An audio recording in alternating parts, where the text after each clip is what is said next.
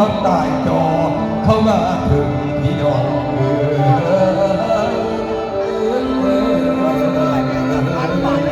พอดีสบายครับพอไม่ได้รักใครเนี่ยมารักด้วยเช่นนู้นละพอสิโมระเด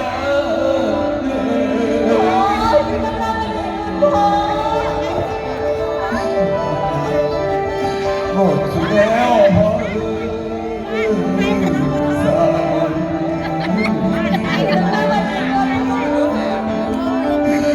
โอ้ย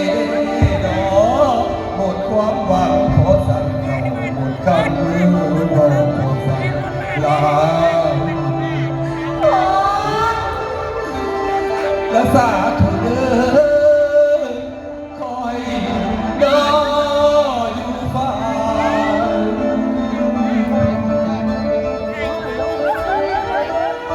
เทวาลับนอนอยู่คอย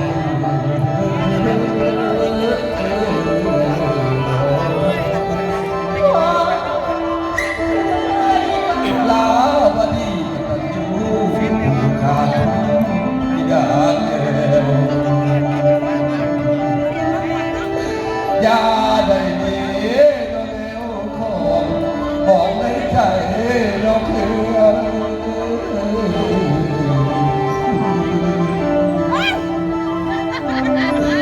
ลาวดี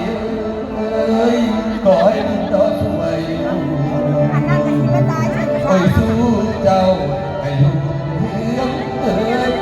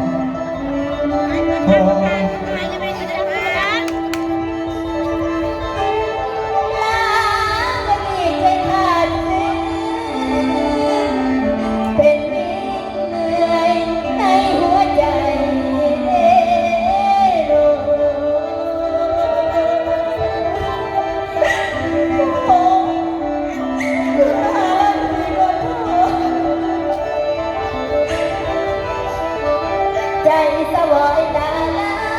ยได้เราเห็นบิดาแก่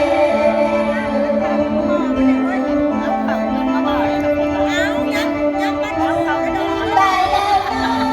งแสนใจคอยใจบนร้องไห้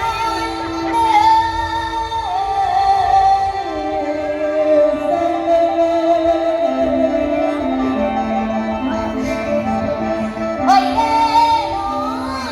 คิดคืนหลังขาดแดงกุ่น